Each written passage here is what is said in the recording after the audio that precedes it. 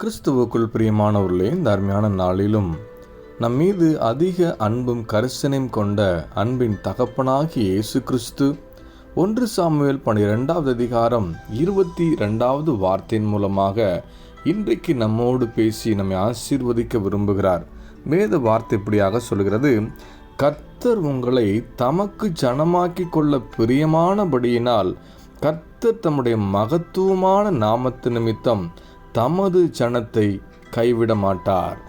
நாம் ஆண்டவராக இயேசு கிறிஸ்துவினிடத்தில் அன்பு கூறுவதனால் அல்ல, நாம் அவருக்காக ஊழியம் செய்கிறதுனால அல்ல, நாம் அவருக்காக காணிக்கை கொடுக்கறதுனால அல்ல, நாம் அவருக்காக விசுவாசத்தையும் தேவன் மேல் வைத்திருக்கிற அன்பின் நிமித்தம் செபிக்கிறதுனாலேயோ வேதம் வாசிக்கிறதுனாலே அல்ல, அவர் நம்மை தமக்கு பிரியமான ஜனமாக்கி கொள்ள விரும்பினபடினால நம்மை ஒருபோதும் கைவிட மாட்டாராம். யாருக்கு இந்த வார்த்தை கொடுக்கப்பட்டது என்பது குறித்து ஆராய்ந்து பார்ப்போம். ஏன்னா அவருக்கு குரமை முறுமுறுத்தவங்க, அவருக்கு குரமை கலகம் பண்ணினவங்க, அவர் எங்களுக்கு வேண்டாம் என்று சொல்லி, ராஜா வேண்டும் என்று சொல்லி விரும்பி தேவனை துக்கப்படுத்தின ஜனங்களை பார்த்து ஆண்டவர் சொல்றாரு: நான் உங்களை சொந்த ஜனமாக்கி கொள்ள விரும்பினபடினால என் நாமத்து நிமித்தம், என் நாமத்தை நீங்க அறிந்திருக்கிறதுனால உங்களை கைவிட மாட்டேன் என்று சொல்லி ஆண்டவர் வாக்கு கொடுக்கிறார். இன்னைக்கு அதே வார்த்தை தான் ஆண்டவர் நீங்க நம்மை பார்த்து பேச விரும்புகிறார்.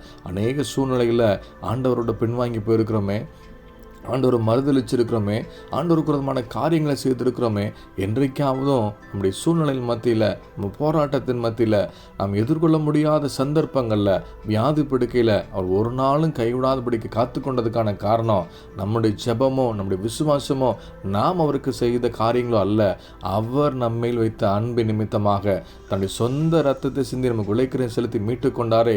இளையகுமாரன் வருகைக்காக காத்திருந்த தகப்பனை போல நம்ம பாவத்தை விட்டு மனம் திரும்பி எப்பொழுதெல்லாம் திரும்பி வருகிறோமோ அப்பொழுதெல்லாம் நமக்காக நம்ம விசேஷித்த காரியங்களை செய்த தெய்வம் இன்னைக்கு அதே வார்த்தைக்கும் நம்மோடு பேசி கொண்டிருக்கிறார். அவருக்கு பிரியமான சொந்த ஜனமாக்கி கொள்ள விரும்பினபடினால ஒருபோதும் கைவிட மாட்டேன்னு சொல்லி வாக்கு கொடுக்கிறார். அந்த அன்பின் தகப்பனுடைய இருதயத்தை புரிந்து கொண்டவர்களாக, அந்த அன்பை உணர்ந்தவர்களாக ஒவ்வொரு நாளும் ஆண்டவரிடத்தில் நெருங்கி சேருவோம்.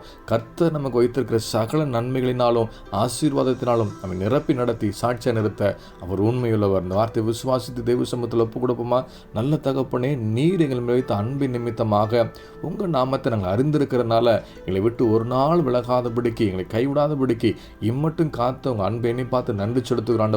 இனியும் நெருங்கி சேர்ந்து உம்முடைய பிள்ளைகளாக சாட்சியாக வாழ உதவி செய்யுங்க. இந்த வார்த்தையின்படி தங்களை அர்ப்பணித்து ஒவ்வொருத்தரையும் கனப்படுத்துங்க, கிருபையை காத்துக்கொள்ளுங்க. இயேசு நாமத்தில் ஆசீர்வதிங்க. பெற்றுக்கொண்டு விசுவாசிக்கிறோம் நல்ல பிதாவே, ஆமென்.